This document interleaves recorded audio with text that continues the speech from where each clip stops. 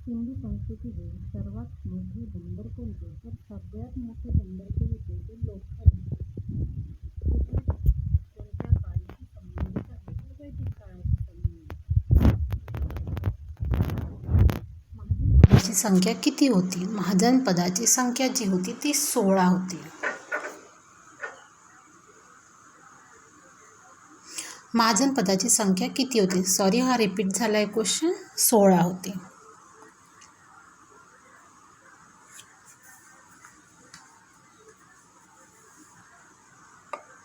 नंतरचा प्रश्न आहे, मौर्य साम्राज्याचा संस्थापक कोण होता? तर मौर्य साम्राज्याचा संस्थापक चंद्रगुप्त मौर्य होता. तुम्हाला व्हिडिओ आवडला तर व्हिडिओला लाईक करा, चॅनलला सबस्क्राईब करा, तुमच्या मित्रांना शेअर करा. 5वा प्रश्न आहे, कलिंग युद्धानंतर बौद्ध धर्म स्वीकारणारा राजा कोण? तर कलिंग युद्धानंतर बौद्ध धर्म स्वीकारणारा राजा होता अशोक.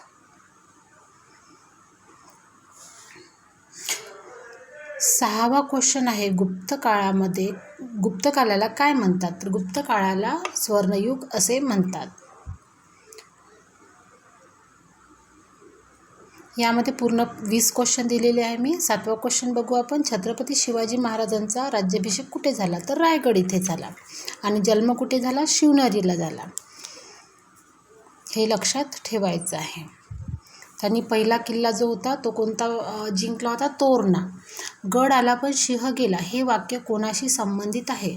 बाजी प्रभू, तानाजी मालसरे, नेताजी पालकर, प्रतापराव गुर्जर. तर तानाजी मालसरे यांच्यामुळं म्हणजे तो सिंहगड जो आहे तो जिंकला गेलेला आहे, कोंढाणा किल्ला.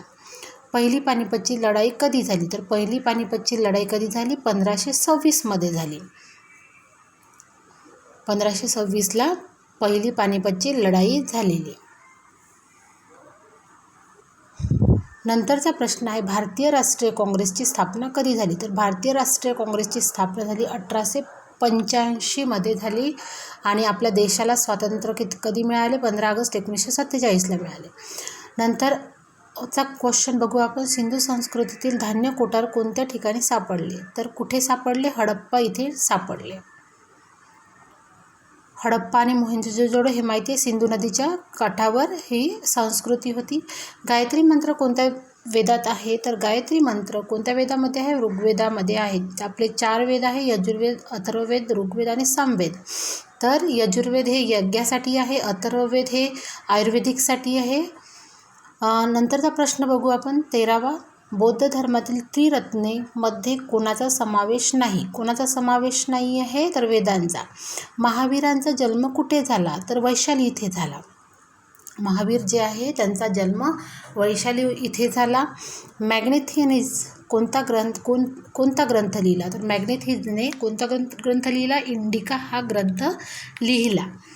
लक्षात ठेवायचं. याच्यावर हा क्वेश्चन महत्त्वाचा म्हणजे आहे. आणि हे सगळे जे क्वेश्चन देत आहे मी ते सगळे येणारे क्वेश्चन आहे, संभाव्य क्वेश्चन आहे. अल्लाउद्दीन खिलजीच्या बाजार नियंत्रण धोरणाचा उद्देश काय होता? तर सैन्य खर्च कमी करणे हा उद्देश अल्लाउद्दीन खिलजीचा बाजार धोरणाच्या मागे होता. नंतर 17वा क्वेश्चन बघू आपण. विजयनगर साम्राज्याची राजधानी कोणती? तर हम्पी. विजयनगरची राजधानी कोणती आहे? हम्पी आहे. हे लक्षात आपल्याला ठेवायचं आहे. महत्त्वाचा क्वेश्चन आहे. आणि 20च्या 20 क्वेश्चन येणारे आहे, संभाव्य, अति महत्त्वाचे आहे. आईन ए अकबरी कोणी लिहिली? तर आईन ए अकबरी कोणी लिहिली? अबुल फजल यांनी लिहिली. नंतर 19वा क्वेश्चन बघू आपण. छत्रपती शिवाजी महाराजांच्या अष्टप्रधान मंडळातील अमात्य कोणत्या कामाशी संबंधित होते? तर अमात्य जे आहे ते वित्त कामाशी संबंधित, वित्त म्हणजे पैसा, त्या कामाशी ते संबंधित होते. हे क्वेश्चन खूप महत्त्वाचे आहे. टोटली येणारे क्वेश्चन आहे, त्यामुळे हे क्वेश्चन जे आहे ते पूर्ण करून ठेवा. Thank you for watching. तुम्हाला व्हिडिओ आवडला तर व्हिडिओला लाईक करा आणि चॅनलला सबस्क्राईब करा. धन्यवाद. भारतातील सर्वात मोठे पठार कोणते आहे? तर ते आहे दख्खन.